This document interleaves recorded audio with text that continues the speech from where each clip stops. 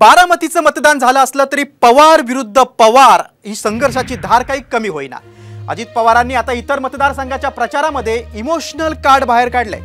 शरद पवारांचा मुलगा असतो तर मला संधी मिळाली असती असं विधान अजित पवारांनी केलंय। पवारांसाठी 2 वेळा राजीनामा दिल्याचाही दावा अजित पवारांनी केलाय।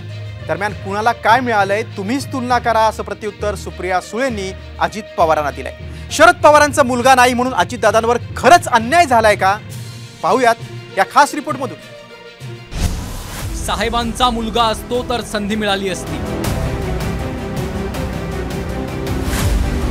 वरिष्ठांच्या पोटी जन्माला आलो असतो तर आम्हाला अध्यक्षपद मिळालं असतं, काही झालं नसतं, पक्ष माझ्या ताब्यातच आला। तुमच्या सख्या भावाच्या पोटीच मी जन्माला आलो ना।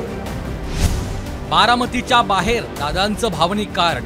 मी जर साहेबांचा मुलगा असतो तर मला संधी मिळाली असती, असती का नाही?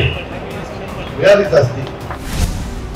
पवारांनी अजितदादांवर खरंच अन्याय केला का?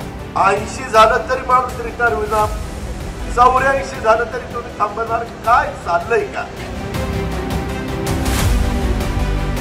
बारामती लोकसभेच्या मतदानानंतर आता शिरूरमध्ये काका पुतण्याच्या लढतीचा झंझावात सुरू झालाय।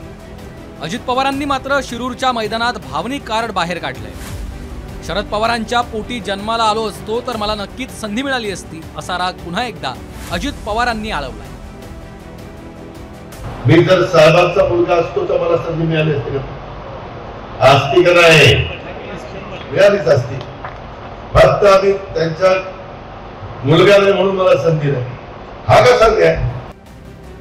अजित पवारांच्या या दाव्याला उपमुख्यमंत्री देवेंद्र फडणवीसांनीही समर्थन दिलंय। शरद पवारांसोबत पक्ष उभा करणाऱ्या अजित पवारांऐवजी सुप्रिया सुळेंनाच संधी मिळाली असती असा दावा फडणवीसांनी केलाय। तर राजकारणात नेमकं कुणाला काय मिळालं याचा हिशोब तुम्हीच मांडा असा टोला सुप्रिया सुळेंनी हाणला।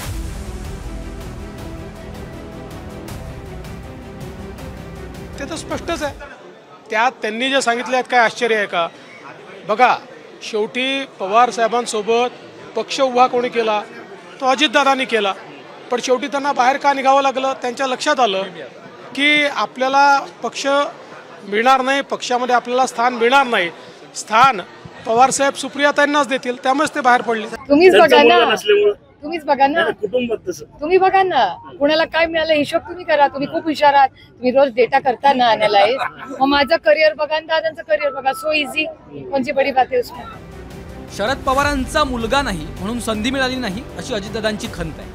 मात्र प्रत्यक्षात कुणाला काय मिळालं यावरही एक नजर टाकूया।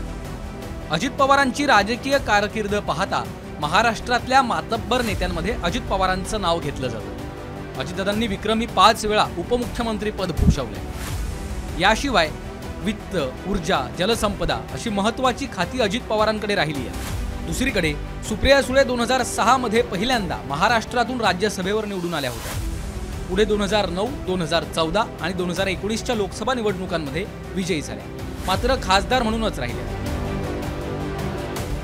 यावरून महाराष्ट्रात अजित पवार आणि दिल्लीत सुप्रिया सुळे अशी पक्षाची अनौपचारिक विभागणी करण्यात आली होती। राष्ट्रवादीतल्या फुटीनंतर अजित पवारांनी वेळोवेळी डावललं जात असल्याची खंत व्यक्त केली आहे। मात्र बारामतीमध्ये बाजूला ठेवलेल्या या भावनिक मुद्द्याला त्यांनी आता इतर मतदारसंघातल्या प्रचारात मुख्य मुद्दा बनवलाय। याचा दादांना फायदा होणार की तोटा हे निकालानंतरच स्पष्ट होईल।